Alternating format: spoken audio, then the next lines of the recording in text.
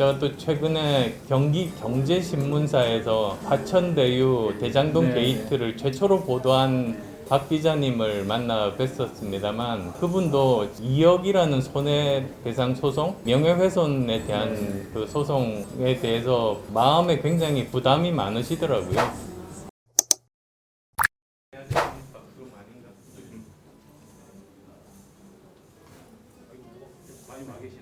편하게 자리하시고요. 앉으시고요. 제가 이쪽에 앉을까요?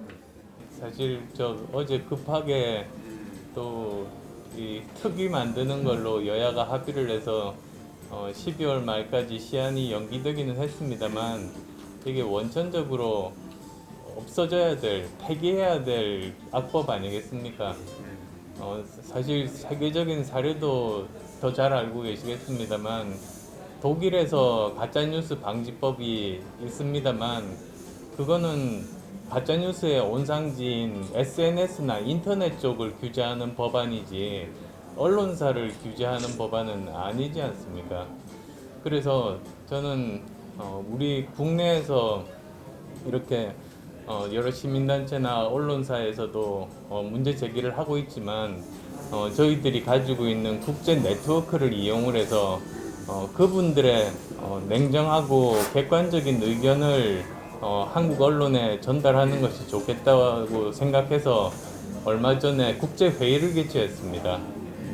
그래서 또 그 중에서 유엔 특별 보고관 분이 또 뒤늦게 참석해 주셔서요. 메리 롤로 특별 보고관님인데 그분 말씀도 그 언론은 인권 옹호자라고 정의를 합니다. 그게 사실 맞는 말 아니겠습니까? 각자가 가진 표현의 자유를 보호하기 위해서도 언론의 자유가 보장된 환경에서 모든 정보를 가지고 본인 스스로 판단하는 기본 인권에 대한 문제라는 그런 지적이었었고요. 그리고 또 그분이 아주 직접적으로 지금 논의되고 있는 한국의 언론중재법은 이건 옳지 않다고 그렇게 명확하게 말씀을 전해주시고 그걸 동영상으로 보내주셨습니다. 그래서 아마 그러한 외국의 유엔의 발언이 민주당에게 굉장히 큰 압박이 된 것이 아닌가 저는 그렇게 생각합니다. 그리고 제가 또 최근에 경기 경제신문사에서 이 화천대유 대장동 게이트를 최초로 보도한 박 기자님을 만나 뵀었습니다만 그분도 지금 2억이라는 손해배상 소송, 명예훼손에 대한 그 소송에 대해서 마음에 굉장히 부담이 많으시더라고요. 근데 만약에 이게 지금 현재 민주당 원안대로면 5배니까 10억 아니겠습니까? 그러니까 만약에 제가 그래서 여쭈어봤죠. 만약에 지금 상황에서 민주당의 언론중재법이 발효되어 있는 상황이면 어떻게 하셨겠느냐고 하니까 아마 보도할 엄두를 못 냈을 거라고 그렇게 이야기를 하시는 겁니다. 그러니까 정말 이 법은 당연히 처음부터 존재하지 말았어야 될 그런 법이라는 생각에 변함이 없습니다. 그래서 오늘 또 찾아뵌 것은 지금 언론중재법에 대한 이런 전체적인 논의 과정을 보시고 어떻게 생각하시는지, 그 다음에 또 자율규제 그 방법에 대해서 국민들께 한번 우리는 어떻게 하겠다는 그런 말씀도 해주시는 것이 국민들의 동의를 얻는 데 좋을 것 같아서 이렇게 말씀 나누러 찾아뵙습니다. 급하게 요청드렸는데 이렇게 시간 내주셔서 정말 감사드립니다. 고맙습니다. 사실 이 조가적 선배제 얘기가 나온 게 작년 6월에 정청래 법안부터거든요. 근데 그때부터 심각하게 이것은 언론 자유와 표현의 자유를 침해한다라고 판단을 했었고요. 그래서 1년 3개월 넘게 지난한 싸움을 좀 이어오고 있는데요. 그런 상황 속에서 저희는 언론 피해자들에 대한 피해 구제에도 관심을 갖고 그분들이 빨리 구제할 수 있도록 방법을 좀 찾아보고 있었고요. 그래서 이제 통합형 자율규제 기구라는 그 아이디어를 우리가 이제 도출해낼 수 있었던 겁니다. 또 구체적인 것은 이제 두 분이 또 말씀하시겠지만, 그래서 우리가 대안 없이 반대만, 맹목적으로 반대만 하는 것이 아니라 정말 선배 언론인들이 수십 년 동안 쌓아 올렸던 이 언론 민주화, 언론 자유에 대한 어떤 가치를 훼손하면 안 되겠다. 그것도 민주당이라는 본인들이 이제 진보 정부라고 하는데 그런 분들이 이 가치를 훼손하고 있는 것 아닙니까?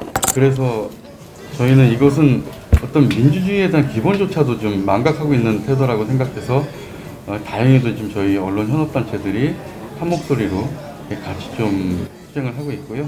그 결실을 어제 작은 결실이지만 어제 저녁 때 좀 맺었는데요. 저는 이제 그게 끝이 아니라 이제 시작이라고 생각합니다. 이 법은 언론개혁이라는 큰 틀에서 같이 논의돼야 될 것이고 이 법만 가지고 얘기될 것도 전혀 아니고요. 그래서 언론개혁이라는 거대 담론 속에서 뭐라 그럴까요? 그러니까 종합적으로 총체적으로 논의를 해야 된다고 생각해서 그 출발점이 바로 이제 지금이다 이렇게 생각을 하고 있습니다. 물론 이제 지금 언론중재법 논의가 일단 중단된 건 굉장히 환영할 일이고, 하지만 이건 누가 승리한 것도 패배한 것도 없습니다. 예. 왜냐하면 우리 언론에 심각한 문제가 있다는 것은 누구나 우리 스스로도 인정하고 있는 바이기 때문에, 제가 4년 전으로 돌아가 보자고 말씀드렸을 때 당시에 SBS 노조위원장이었고 저는 KBS였고 여긴 언론노조 수석부위원장이었습니다. 우리 대표님은 당시 대선 후보님이셨고 당시에도 대선 후보님들 다 쫓아다니면서 저희들이 언론개혁하자, 특히 우리가 이미 20세기에 끝냈어야 될 공영방송의 독립 문제, 신문의 그 편집위원회의 자율성 문제, 이런 아주 구태연한 그 20세기적인 과제를 아직도 우리는 그 질곡에서 벗어나지 못했다.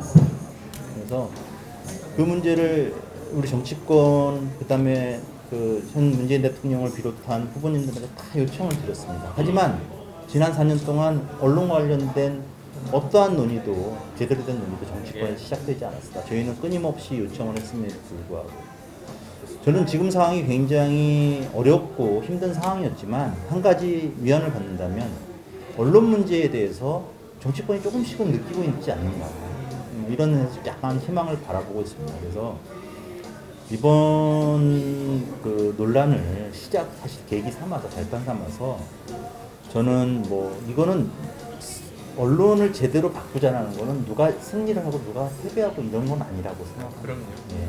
정치가 제대로 작동하기 위해서는 언론도 잘해야 되거든요. 그래서 이 부분에 대해서 정말 작은 정당 큰 정당 할 것 없이 좀 힘을 맞춰 봤으면 좋겠어요, 이번 기회에. 그리고 지금 양당 위주의 특위를 만든다고 하는 것도 사실 국회 안에 전체 뿐만 아니라 외부에 있는 이 현업 언론인, 전문가, 그 다음에 언론을 걱정하는 어떤 그런 전문가 단체까지 포함한 자문기구도 둬서 굉장히 산적한 과제가 많습니다. 우리가 이미 인터넷 디지털 미디어 환경으로 변했지만 아직까지 우리는 20세기의 이 틀을 갖고, 제도적 틀을 갖고 언론이 움직이고 있지 않습니까? 그래서 우리 바꿔나갈 게 너무 많기 때문에 이번으로 끝낼 것이 아니라 21대 국회 내내, 21대 국회 아직 3년이나 남았지 않습니까? 꾸준히 1기, 2기, 3기에 언론개혁특위를 운영을 해야 된다. 저는 그렇게 말씀드리고, 우리 국민의당 쪽 대표님, 죄송합니다. 그 대표님께서도 좀 많이 힘을 좀 보태주셨으면 감사하겠습니다. 잘 알겠습니다. 언론중재법 개정안을 둘러싼 논의가 사실 좀 징벌선배를 가지고 굉장히 좀 좁혀지는 것 같습니다. 저는 이 지금 대한민국에 존재하는 사실적시 명예훼손, 모욕죄, 또 정보통신망법상의 징역까지 가능한, 처벌이 가능한 여러 표현의 자유를 규제하는 법률들이 있는데, 적어도 징벌선배의 도입을 주장하려면 그런 법제들을 어떻게 할 거냐, 그러면 그 언론 표현의 자유에 대해서 징벌적으로 처벌을 하겠다는데 나머지 규제 틀들을 그대로 놔두고 한다. 이것들은 납득하기 어렵다라는 게 제 생각이고요. 이미 이제 뭐 흔히 얘기하는 것이 미국의 이 징벌선배제가 있어서 잘못된 언론에 대해서 뭐 수백 배씩 뭐 배상을 하게 한다 이 말씀을 하시는데 미국은 언론에 대해서 언론을 표적으로 겨냥을 해서 징벌선배제를 도입하고 있는 게 아니고요. 일반 산업 전체에 대해서 징벌선배가 적용이 되고 있고 오히려 거꾸로 미국은 표현의 자유, 언론 자유를 보호하기 위해서 입증 책임의 문제를 법리로 확실하게 다져놓고 있습니다. 현실적 악의 액츄얼 멜리스라고 하는 부분을 소를 제기하는 쪽에서 입증하지 못하면 징벌선배 대상이 아예 될 수 없는 그런 보호 장치를 거꾸로 두고 있는 것이죠. 근데 지금 이 최근에 이 논의 과정에서 저희가 위험하다고 느꼈다는 것들은 징벌선배도 도입하고 그 입증 책임 문제도 언론에 다 떠넘기고 이런 식으로 가면 그 언론 표현의 자유 기자들을 포함한 이 1인 미디어까지도 이 언론 표현의 자유가 완전히 무너지게 될 수밖에 없다. 대단히 좀 위험하다고 봤습니다. 그래서 징벌선배 제도를 도입할 수도 있는데 최악의 경우에 도입할 수도 있는데 그러면 이 전체 틀에서 어떻게 조율할 거냐. 아무런 대안도 없이 이것만 덜컥 이건 안 된다라는 것이고요. 또 하나의 문제는 지금 이 논의 과정에서 자꾸 가짜 뉴스의 온상이 1인 미디어와 뭐 유튜버들과 SNS인데 그거는 내버려두고 왜 언론만 때려잡느냐 이런 문제 제기들이 나옵니다. 근데 저는 이 논의의 방향 자체가 대단히 위험하다고 생각합니다. 외계인이 국민 개개인이 자유롭게 유튜브에서 콘텐츠를 만들고 SNS상에 자기 의견을 표출합니다. 거기는 진짜도 섞여 있고 가짜도 마구 섞여 있습니다. 그리고 그 어떤 가짜 정보가 다른 사람에게 위해를 가할 수도 있습니다. 그런데 그걸 법률로 무슨 새로운 법을 만들어서 규제를 가하고 때려잡기 시작하면 이 언론 표현의 자유가 언론사를 넘어서서 개개인의 표현의 자유를 제한하는 단계까지 나가버립니다. 이거는 박정희 시대로 회귀하는 겁니다. 이거는 실제로 지난 미국 대선에서 트럼프가 온갖 거짓 정보를 막 뿌리니까 트위터가 알아서 정보를 삭제해버리지 않았습니까? 페이스북하고. 이것도 문제라는 겁니다. 그러면 그런 빅브러더들은 개인의 표현의 자유를 마음대로 제한해도 되느냐, 자기 멋대로. 저희가 이 통합자율규제기구의 논의를 서두르는 것이 거기에 있습니다. 그 공적 규제, 그러니까 국가기관의 규제를 통해서 표현의 자유를 제한하기 시작하면 그것들은 권력에 의해서 이른바 미디어가 통제되는 형식으로 변질이 되는 것이지만 미디어 업계, 미디어 참여자들이 자율적으로 그런 문제적 정보들을 걸러낸다면 지금 문제가 되고 있는 사회적 문제가 되고 있는 이른바 가짜뉴스의 폐해들을 조금씩이라도 줄여나갈 수 있지 않겠느냐. 그런 순기능을 강화하는 방식으로 이 문제는 바로잡아야 한다고 생각을 합니다. 그리고 말씀 좀 길어져서 죄송한데 어쨌거나 저는 그동안 수많은 비판과 논쟁이 오갔지만 어제 국회 차원에서 있었던 합의는 뭐 완벽한 형태는 아니지만 적어도 뭔가 풀어볼 수 있는 아주 작은 실마리는 마련이 됐다고 생각을 하고요. 앞서 말씀이 있으셨습니다만 그 대표님께서도 국민의당 차원에서 이 논의가 지난 8인 협의체의 실패를 되풀이하지 않도록 이런 시민사회와 우리 언론학계와 언론현업단체들의 의견을 아주 광범위하게 수렴할 수 있는 그런 논의 구조로 갈 수 있도록 좀 도와주셔야 될 것 같습니다. 그걸 통해서 이게 그러니까 지금 이제 벌써 나오는 얘기가 입법에 실패한 걸 무슨 대단한 정치적 패배로 여기는 쪽에서는 또다시 칼을 갈아보겠다 뭐 이런 반응들이 나오고 반대쪽은 또 우리가 이겼다 이런 방식으로는 문제 해결이 안 됩니다. 제가 보기에는 언론개혁 자체에 포커스를 두고 이 3개월의 시간을 어떻게 보낼 것인가에 대한 아주 진중한 논의가 필요한 시간이 왔다고 생각합니다. 많이 도와주셨으면 좋겠습니다.